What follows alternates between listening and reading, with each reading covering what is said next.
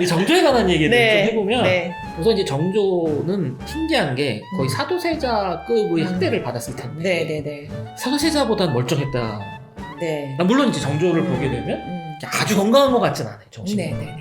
막 예민하기도 하고 네. 강박증 같은 것도 좀 까칠하죠. 기본적으로. 네. 네. 이해도 할 수 있지만 어쨌건 음, 기본적으로 까칠하고 그다음에 이제 불면증 같은 경우에도 네. 굉장히 시달렸다고. 네네네. 그럼에도 불구하고 뭐 사도세자나 할아버지 영조보다도 음. 정신적으로 좀 더 건강하지 않았나. 그런 상황에서도 어떻게 정조는 괜찮았을까? 네. 하나는 뭐 좀 전에 말씀하셨던 것처럼 네. 약간 네. 궁합이 좀 잘 맞았다 뭐 이런 얘기도 네. 가능할까요?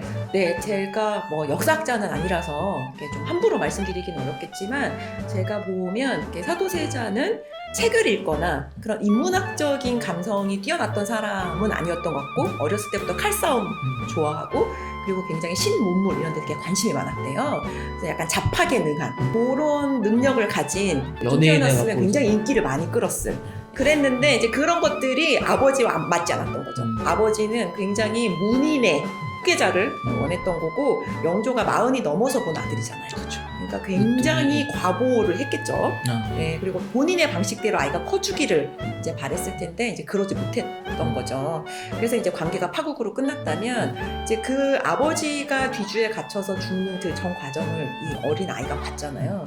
사실은 그 트라우마의 어떤 색이나 이런 걸로 봤을 때는 객관적으로 정조가 받았을 트라우마의 강도가 훨씬 더 컸을 거라고 생각을 그건 해요. 정말 저는 상상을 약간 못하는. 상상을 할 수가 없고 그렇죠. 자기의 친부모가 할아버지의 손에 의해서 이렇게 죽임을 당하는 그러니까. 과정을 본다는 거는 사실은 웬만한 멘탈이 아니고서는 견디기 힘들었겠죠.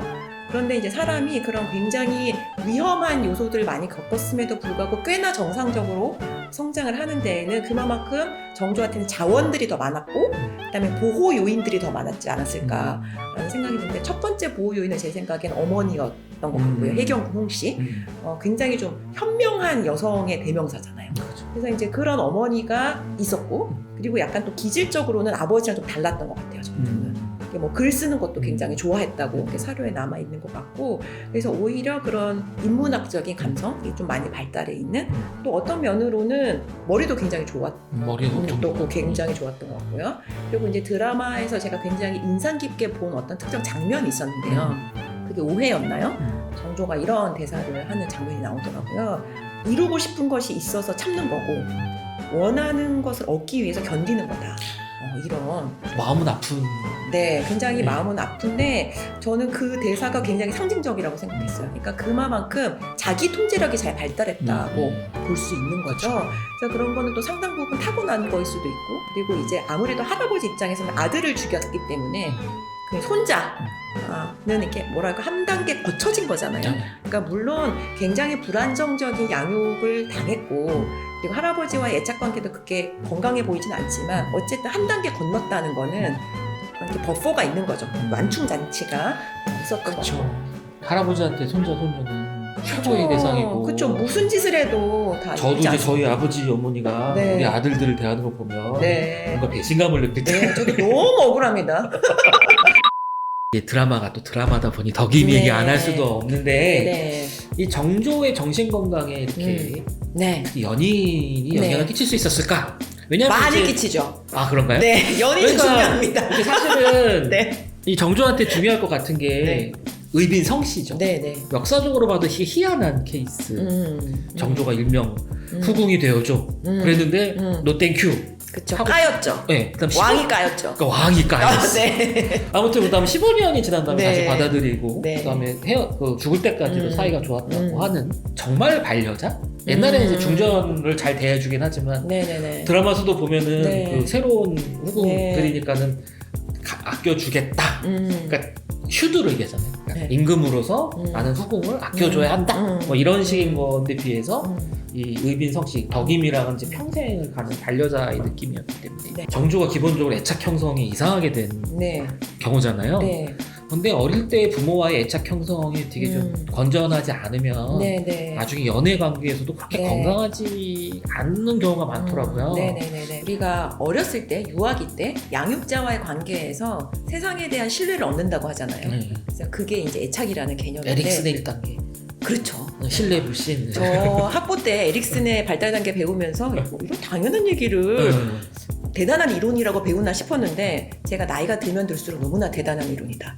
이렇게 느낌이 들더라고요. 나중에 후회하게 제일 많이 드는 나는 왜 우리 애기가 어렸을 때 그렇게 대했을까. 네. 애착이라는 게 결국은 정서적인 유대감이고 신뢰고 믿음이잖아요.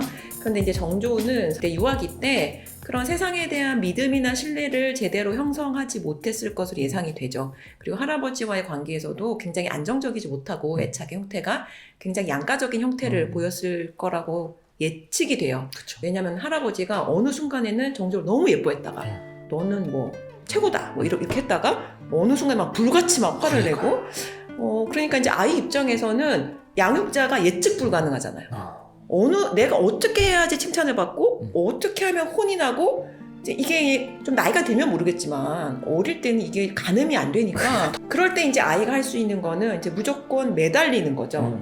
그리고 굉장히 이제 정서적으로 불안정해지기 쉽고 정조가 네. 할아버지는 대단할 것 같아요. 이게 네. 그냥 우리가 네. 아빠 엄마의 네. 관계에서도 네. 신뢰 불신할 때는 네. 일관되지 않으면은 네. 힘든데 얘는 그쵸. 임금이 네. 자기를 왕으로 만들었다가 죽이려고 그랬다가 네. 이게 너무 극적으로 네. 크니까 네. 이거 정말 혼란스러웠을 것 같아요. 근데 다행히 뭐 할아버지와의 관계만 있었던 건 아니었을 거고 또 어머니도 계셨고 뭐 이렇게 하니까 근데 뭐 어쨌든 제가 말씀드리고 싶은 건 이 애착이라는 게 영원 불변한 게 아니라는 거예요. 물론 이제 초기에 형성된 애착의 어떤 형태가 성인기까지 영향을 주죠. 그래서 불안정한 애착을 형성한 사람은 아무래도 성인이 됐을 때 연인과의 관계에서 좀 불안정한 모습을 보일 수 있고 그리고 그런 연구들도 있어요. 그런 양가 애착을 형성한 사람들이 어른이 돼서 연애를 할 때 굉장히 상대방이 집착하고 이렇게 버려질까봐 두려워서 굉장히 이렇게 쇼도 많이 하고 헤어질 것 같은 느낌이 들면 이제 한강 다리 위에 올라가서 뭐 나 죽을 거 살아 나 죽을 거야 뭐 이러고 이제 그런 식의 이제 병리적인 그런 모습을 많이 보이기 쉽죠. 그런데 이제 여기서 중요한 거는 그런 애착의 형태도 변할 수 있다는 거예요. 이제 변하는 계기는 애착의 형태를 바꿔줄 수 있는 어떤 결정적인 사람이 있으면 그리고 그 사람과의 관계에서 새로운 정서적인 관계를 경험하면 바뀔 수 있는 거거든요. 그런데 이제 정조는 천운이 따랐던 거죠. 그런 사람을 만났잖아요. 물론 개인적으로 더 네. 가장 강력한 신뢰는 네. 내금이장이랑 있는 것 같아요. 어쨌건. 네. 근데 어쨌든 그 연인과의 관계에서 불안정했던 과거의 애착 관계를 청산할 수 있었던 것 같아요. 그래서 건강하게 다시 새로운 길로 나아갈 수 있는 계기가 아니었을까.